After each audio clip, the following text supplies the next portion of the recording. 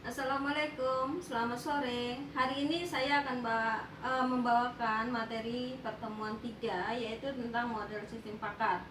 Seperti yang telah diketahui, di dalam model sistem pakar di sini itu mempunyai 3 unsur penting, yaitu pakar, sistem atau komputer yang akan kita buat sistemnya, terus kemudian pemakai. Pakar ini bisa orang, bisa benda mungkin. Pakar ini mungkin bisa dokter, bisa guru, bisa ahli sains, atau mungkin ahli obat, atau mungkin perawat mungkin bisa, atau mungkin di bidang pakar-pakar yang lainnya. Pakar di sini bisa misalnya pakar pariwisata. Kita bisa melihat di sana selain dari manusia juga, itu juga bisa kita lihat pakar berupa buku-buku referensi, jurnal, itu juga termasuk pakar yang sebagai referensinya. Misalnya sistem pakar tentang perbaikan gizi. Di sana kita akan menanyakan ke pakar gizinya, gizi apa sih, untuk diet itu apa aja. Nah, seperti itu. Biasanya kita mengadakan wawancara terhadap pakar tersebut. Dari pakar tersebut kita masukkan ke dalam sistem pakar yang akan kita buat, mungkin berupa kuesioner dari pertanyaan-pertanyaan yang kita ajukan. Misalnya sistem pakar untuk diet balita yang gemuk mungkin. Itu kita akan membuat pertanyaan-pertanyaan di situ sesuai dengan hasil wawancara atau referensi buku yang kita baca. Terus kemudian untuk apa sih, untuk siapa sih sistem itu kita buat? Biasanya kita buat sistem itu digunakan adalah untuk ibu-ibu rumah tangga mungkin yang memiliki anaknya yang gemuk-gemuk mungkin. Terus kemudian perawat, jika ada dokter gizi tidak masuk kerja, atau mungkin kita bisa melihat aplikasi yang Anda buat dan kriterianya kita masukkan, gejalanya kita masukkan, akhirnya dapat diberikan kesimpulan seperti itu. Oke, ini adalah gambaran pakar, ini sistem, ini pemakai. Misalnya Anda ingin membuat sistem pakar identifikasi penyakit paru-paru. Anda harus menanyakan kepada dokter paru-paru, atau Anda mencari referensi tentang penyakit paru-paru, kemudian Anda buat sistem pakarnya di sini. Itu Anda buat codingannya, atau membuat webnya atau aplikasinya, aplikasi sistem pakar penyakit paru-paru dengan gejala dan beberapa penyakit yang ada di dalam paru-paru tersebut. Setelah Anda membuat aplikasinya, aplikasi ini digunakan oleh si pemakai. Ini bisa pasien, bisa orang tua, bisa orang lain, misalnya perawat atau yang lain, untuk mengetahui gejala-gejala yang didapat dari penyakit paru-paru tersebut. Ini ada contoh lagi di sini. Ini adalah sebuah sistem atau tampilan, yaitu tentang program sistem pakar sederhana diagnosis penyakit THT. Terus kemudian di sini ada start. Ini contoh web yang dibuat. Di sini ada detail penyakit THT, di sini ada daftar pasien, di sini ada tutorial menu atau seperti buku panduan dari cara menggunakan sistem pakar di sini. Terus di sini ada rekam medis, riwayat pasien. Terus di sini ada historisnya. Mungkin Anda bisa nanti buat seperti ini. Terus kemudian kita lihat lagi nih contoh aplikasinya. Ini contoh daripada bagan wawancara antara dokter dengan pasien. Ini juga bisa dijadikan sebagai referensi daripada kuesioner atau pertanyaan-pertanyaan di dalam sistem pakar. Oke, tadi sudah saya terangkan tentang modelnya, terus kemudian contoh aplikasinya. Di situ ketika suatu sistem pakar akan dibangun, maka seorang pengembang software atau mungkin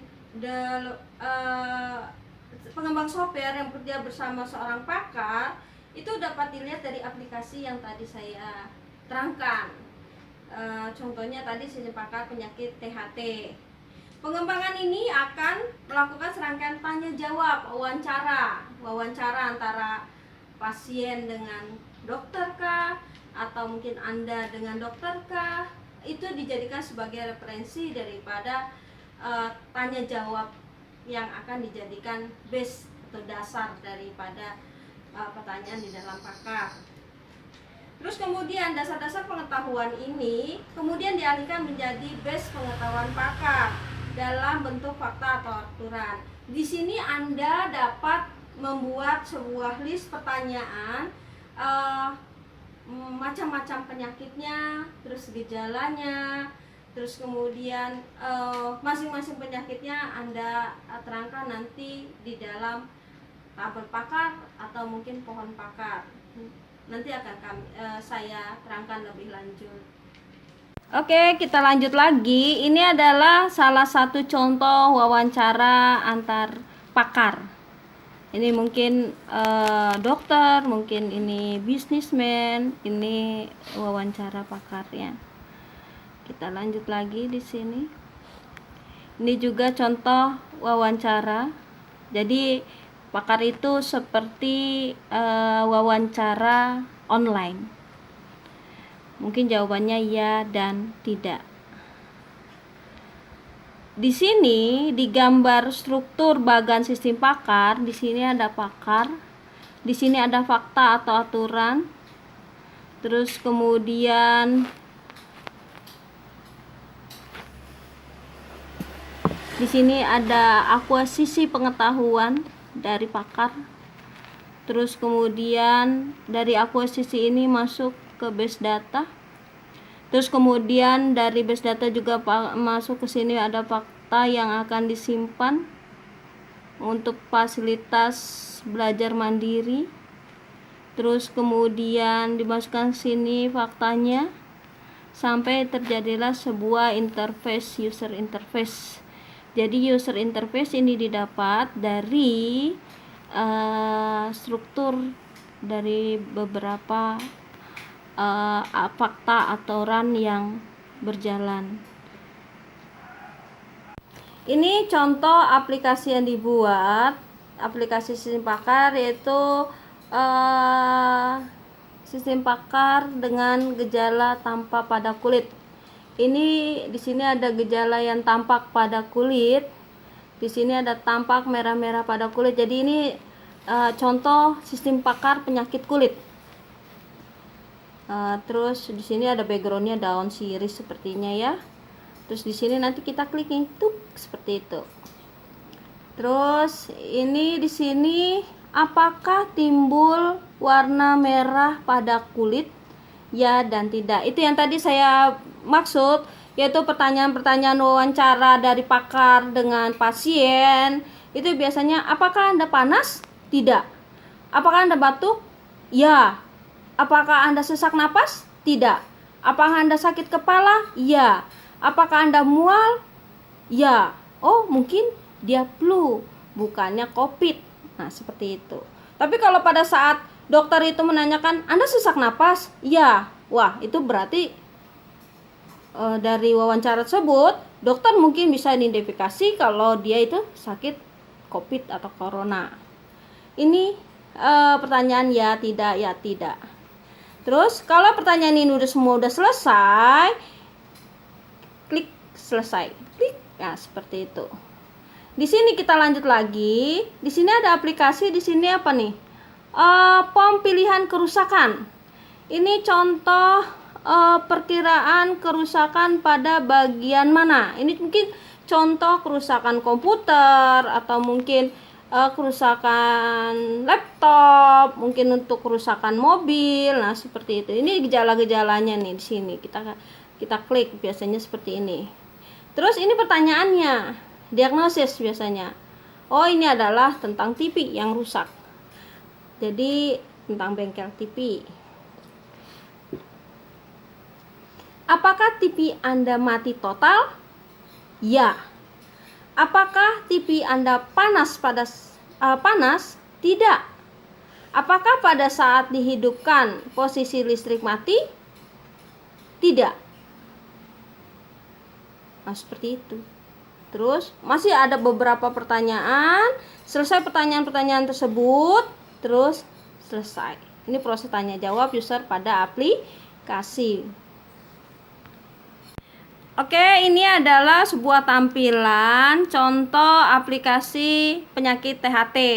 Di sini dia buat menunya seperti ini, bagus juga. Ini adalah informasi penyakit THT. Di sini ada apa ini ya? Oh, ini adalah macam-macam penyakit THT-nya. Jadi dia buat seperti ini nih rangkaiannya, penyakit 1, penyakit 2, penyakit 3, penyakit 4. Di sini ada berapa penyakit ya? 1, 2, 3, 4, 5. Ada 20 penyakit. Jadi pada saat Anda klik, nah seperti ini akan keluar gejala-gejalanya. Silakan klik tombol di atas untuk mengetahui berbagai deteksi penyakit. Misalnya di sini penyakit deviasi septrum. Pada saat dia klik deviasi septrum, di sini ada definisi.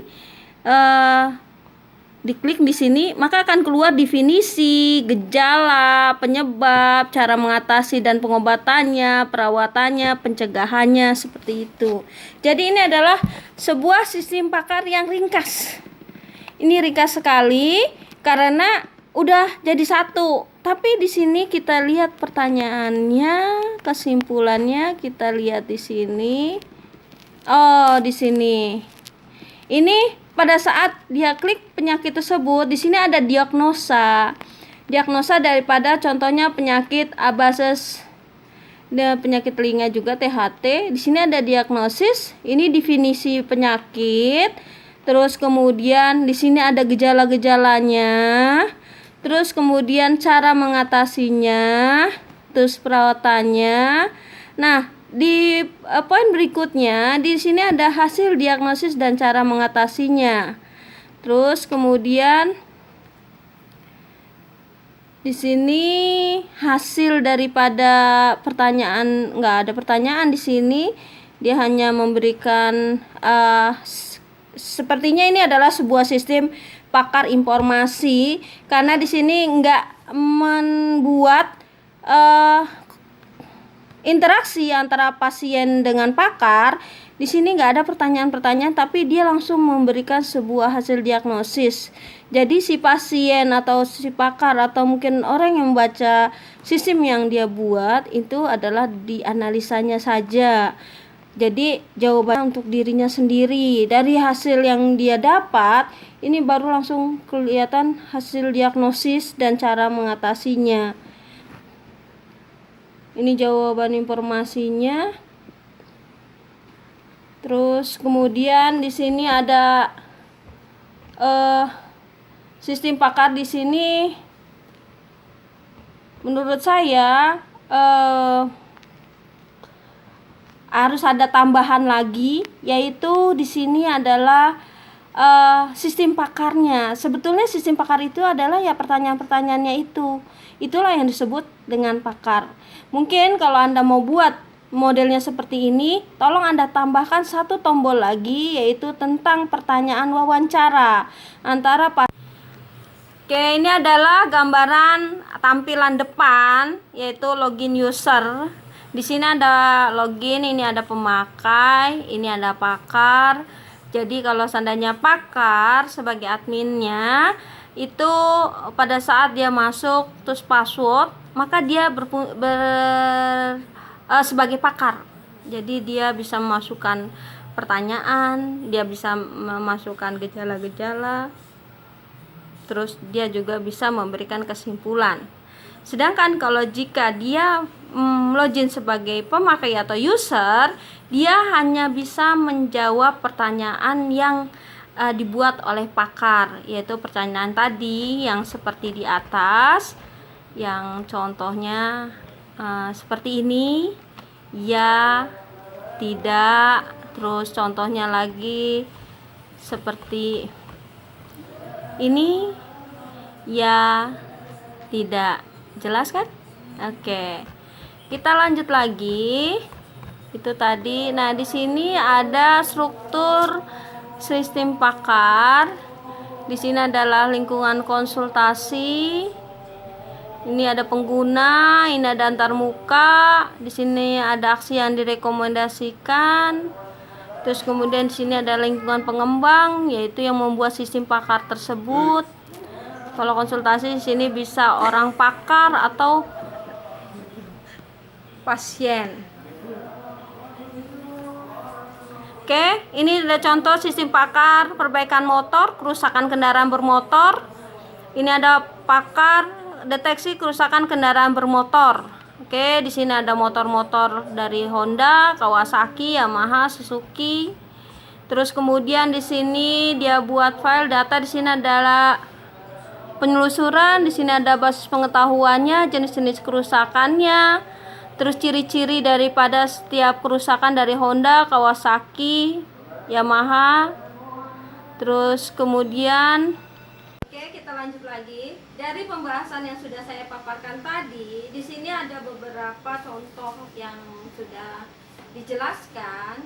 Dari penjelasan tersebut, ada namanya komponen sistem pakar. Dia terdiri dari fasilitas akuisisi, basis pengetahuan, mekanisme inferensi, fasilitas belajar mandiri, penjelasan sistem, antarmuka. Itu semua sudah mencakup dari yang tadi saya jelaskan. Di sini fasilitas akuisisi pengetahuan yaitu merupakan suatu proses untuk pengumpulan data-data pengetahuan tentang suatu masalah dari pakar. Contoh pengumpulan data di sini bisa dari hasil wawancara atau mungkin Anda bisa baca referensi dari jurnal atau buku. Terus kemudian basis pengetahuan, ada beberapa cara presentasi data yang menjadi basis pengetahuan seperti bentuk atribut, aturan, jaringan semantik, frame logika, dan sebagainya. Terus kemudian mekanisme inferensi adalah suatu bagian sistem pakar yang melakukan penalaran dengan menggunakan isi daftar aturan berdasarkan urutan dan pola tertentu.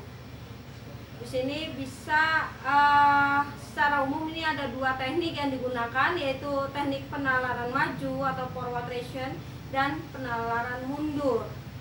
Terus kemudian fasilitas belajar mandiri, di mana fasilitas ini memungkinkan sistem untuk mengembangkan dirinya sendiri dengan memilah atau mengelompokkan kembali fakta yang sudah ada. Kemudian fasilitas penjelasan sistem, yaitu bagian komponen daripada sistem pakar yang memberikan penjelasan tentang bagaimana program itu dijalankan atau mirip seperti buku panduan dari program yang dikerjakan. Saya rasa cukup. Terima kasih, materi kita selesai.